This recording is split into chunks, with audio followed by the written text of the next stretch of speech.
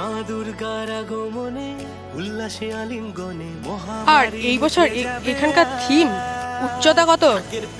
So guys, আমার পেছনে কিন্তু যে শ্রদ্ধাঞ্জলি যে প্যান্ডেলটি মানে টিএস স্কুলের যে প্যান্ডেল সেটা আমার পেছনে কিন্তু।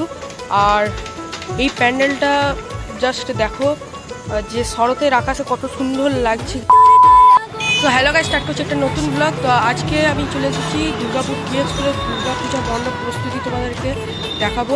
তো তার আগে তোমরা এই টিএন স্কুলের দুর্গাপুজোতে কীভাবে তোমরা আসবে তো তোমাদের লোকেশানটা একবার দেখিয়ে দিচ্ছি।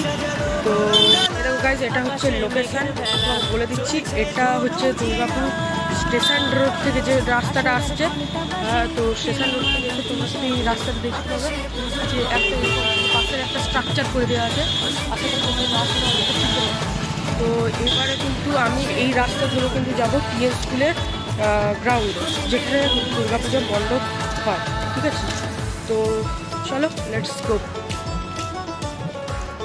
চলে এসেছি টিএন স্কুলের ভেতরে, আর এই দেখো হচ্ছে এটা টিএন স্কুলের গেটটা।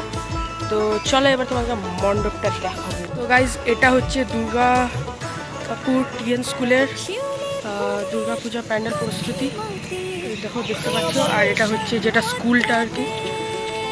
লাগলো দোলা কাশের বনে হিমেল শরৎ টানে। তো তার আগে আমি একবার জিজ্ঞেস করে নিই। তো তোমরা অলরেডি জানো যে এবছর টিএন স্কুলের থিম লন্ঠন হচ্ছে। তো তো আর কি কি ইনফরমেশান আছে সব কিছু তোমাদের সাথে শেয়ার করবো। গাইজ, প্যান্ডেল প্রস্তুতির ইনফরমেশান জানার আগে কী কী হবে না হবে তার আগে তোমরা হালকা করে সিনেম্যাটিক শট। এবার কেন অন্যরকম পুজো, আগের বছর ছিলাম কোথায় দুজন, চতুর্থীতেই পাখনা কেনা শুরু, মনের মালিক আসল নাটের গুরু, তুমি আমি পঞ্চমী, তুমি আমি পঞ্চমী থাকছি পাশে, তাই 24/7 কাটুক এরম আমি চাই। পুজো পুজো পুজোয় প্রেমের গন্ধ লেগেছে, তোমার আমার ভালোবাসার গল্প জমেছে। পুজো পুজো পুজোয় প্রেমের গন্ধ লেগেছে, তোমার আমার ভালোবাসার গল্প জমেছে। ষষ্ঠীর সকাল খুব বেসামাল, শাড়ির ভাঁজে নজর কাড়ার ইচ্ছে। সো গাইস, কেমন লাগলো এই শ্রদ্ধাঞ্জলির সিনেম্যাটিক শট অবশ্যই কমেন্ট করে জানাবে। আর চলো এবার তোমাদের প্যান্ডেলে যা যা ইনফরমেশান আছে তোমাদের সাথে ওগুলো শেয়ার করবো, দেখতে পাচ্ছ। তো গাইস, আমি কিন্তু দাদাকে পেয়ে গেছি। তো দাদা, আপনার নাম কি? আমার নাম সাউথ ডেকোরেটার্সের শম্ভুরাম সাউ। আচ্ছা, তো এই প্যান্ডেলটার এবারে তো লন্ঠন হচ্ছে, তো আপনি কি আর কিছু ইনফরমেশন বলতে পারবেন? বলা বলতে আমরা এবছরের থিম রেখেছি শ্রদ্ধাঞ্জলি নাম দিয়েছি। ওতে পুরনো যত স্মৃতি সব ফিরিয়ে আনার জন্য ওসব তুলে ধরেছি। লণ্ঠন রেখেছি, হেরিকেন রেখেছি, মোমবাতি রেখেছি, ধূপবাতি রেখেছি। আগে সব যে মানুষ সব হারিয়ে গেছে তাদের অনেক মুখোশ রেখেছি। আচ্ছা, আর এখানে উদ্বোধন কবে? উদ্বোধন তৃতীয়ার দিন। আচ্ছা, আর কে মানে কে করতে আসবে? কে আসবে? আমরা তো প্যান্ডেলের আমি প্যান্ডেলের মালিক আছি, সাউথ ডেকোরেটার্স, কিন্তু ওটা বলতে পারবে কমিটি, বলতে পারবে, আমি তো বলতে পারবো। আচ্ছা, ঠিক আছে, ধন্যবাদ দাদা, কথা বলে ভালো লাগলো। তো ঠিক আছে, দেখলে দাদার সাথে কথা বললাম, তো দাদা সব কিছু ইনফরমেশান বলে দিল। শ্রদ্ধাঞ্জলি মানে এর মধ্যে কিন্তু প্রত্যেকটা কিন্তু হারিয়ে যাওয়া যে দিন সেগুলো কিন্তু এই টিএন স্কুল দুর্গাপূজা প্যান্ডেল কিন্তু সেটা কিন্তু দর্শকদের কাছে কিন্তু তুলে ধরবে। তো এই বছরে তো তোমরা তো অলরেডি জানো যে লণ্ঠন, তো কিন্তু এখানে বললো যে শ্রদ্ধাঞ্জলির ওপরে কিন্তু লণ্ঠনটা করবে। ঠিক আছে, আর তোমাদেরকে সব কিছু আমি বলে দিচ্ছি।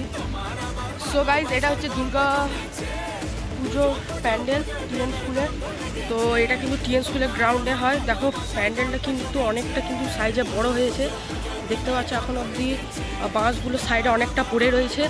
আর এই দেখো এই যে বাটামের স্ট্রাকচারটা কিন্তু অনেকটা শুরু হয়ে গেছে। আর আমার মনে হয় এটা কিছুটা হলো এখনও অবধি বাকি আছে। ঠিক আছে, তো উপরে কিন্তু যতটা স্ট্রাকচারটা দেখছি যে কি বলবো যে লণ্ঠন, সেই লণ্ঠনটার কিন্তু স্ট্রাকচারটা কিন্তু শ্রদ্ধাঞ্জলির মধ্যে হচ্ছে। তো এইখানে আরেকটা জিনিস দেখছি যে ওই তেলের যে টিন হয় না, সেই টিন দিয়ে কিন্তু প্যান্ডেলটাকে কিন্তু সাজিয়ে তুলবে, ঠিক আছে। আর এই দেখো সাইডে কিন্তু অনেকগুলো কিন্তু বাটাম এখন অবধি পড়ে রয়েছে, ঠিক আছে। এই বাটাম দিয়ে কিন্তু কাজটা চলছে। ভিতরে ইন্টেরিয়ারটা কীভাবে নেওয়া হবে সেটাও দেখি, একবার জেনে নিচ্ছি। এই দেখো স্ট্রাকচারটা। তো দাদা বলছি ভিতরের ইন্টেরিয়ারটা কিসের মধ্যে হচ্ছে? থার্মোকলের মধ্যে? আচ্ছা, বলছি ভিতরের ইন্টেরিয়ারটা যেটা রয়েছে সেই ইন্টেরিয়ারটা কী দিয়ে হবে? থার্মোকলের উপরে না ফাইবারের উপরে না এই তেলের টিন?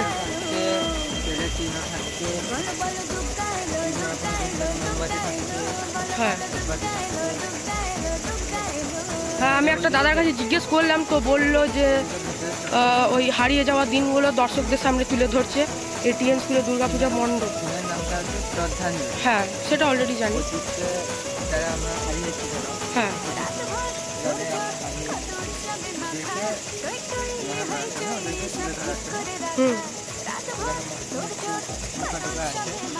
কি মানে এইগুলো দিয়ে ভিতরে স্ট্রাকচারগুলো হবে? হ্যাঁ বাইরেটা কি মানে তেলের? হ্যাঁ আচ্ছা আচ্ছা ঠিক আছে। আর এই যে এইগুলো এখনো পুরো এই স্ট্রাকচারগুলোতে লাগবে। আর বলছি ওই যে উপরের ওই যে স্ট্রাকচারটা, ওটা লণ্ঠনটা? আচ্ছা। আর বলছি আর একটা কথা বলছিলাম যে এই প্যান্ডেলের উচ্চতা কত? 60 ফুট, 60 থেকে 70 ফুট ওরকম। তাহলে ভিতরেরটা কি মানে ওই মুখোশ দিয়ে সেজে উঠবে না আরও থার্মোকলের কাজ থাকবে? যেখানে যেরকম প্রয়োজন। আচ্ছা। তো ভিতরে কিন্তু গাইস তোমাদেরকে দেখায়, আমি কিন্তু টিএন স্কুলের যে প্যান্ডেলের ভেতরটাতে সেখানে কিন্তু আমি চলে এসেছি, মানে যেখানে মায়ের স্থান সেটা তোমরা একবার দেখ। তো গাইস এটা হচ্ছে কিন্তু যে মায়ের স্থান, যেখানে মা প্রত্যেকবারে এখানে থাকে। আর দেখো উপরের স্ট্রাকচারটা কিন্তু মোমবাতি দিয়ে অনেকটা কিন্তু সেজে উঠেছে।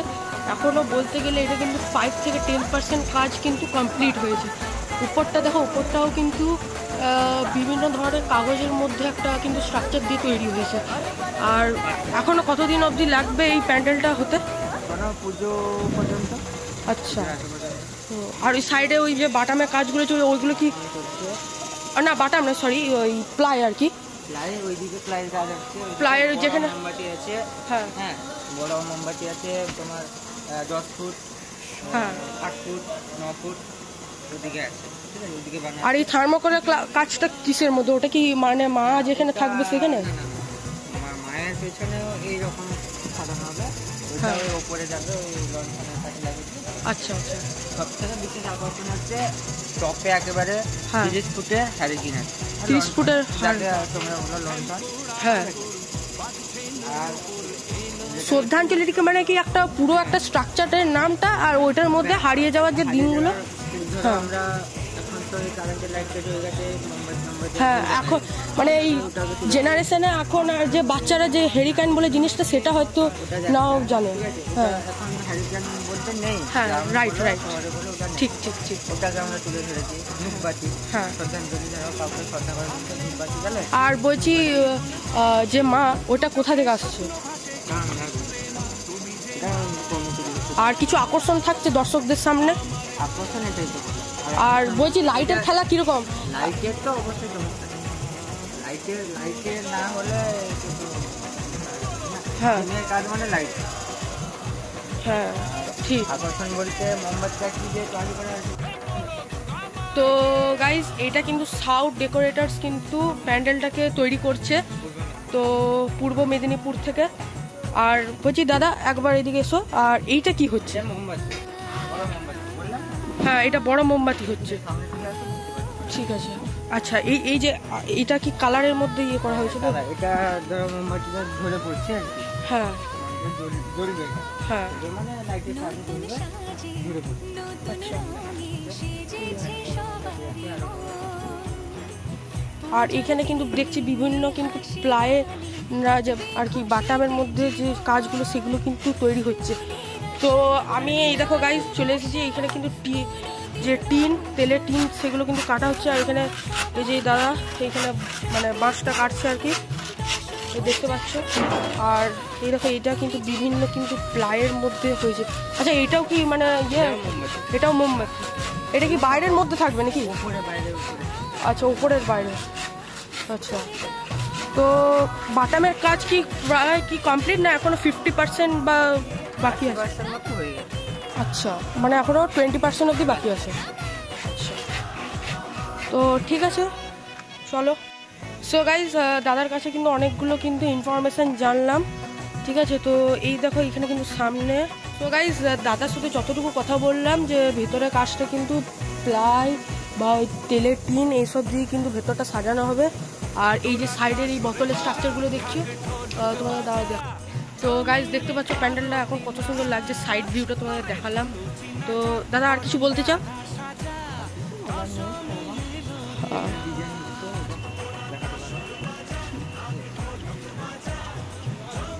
আমাদের ওই ফুলঝড়েও কাজ হচ্ছে। হ্যাঁ ওই আমাদের টিম করছে।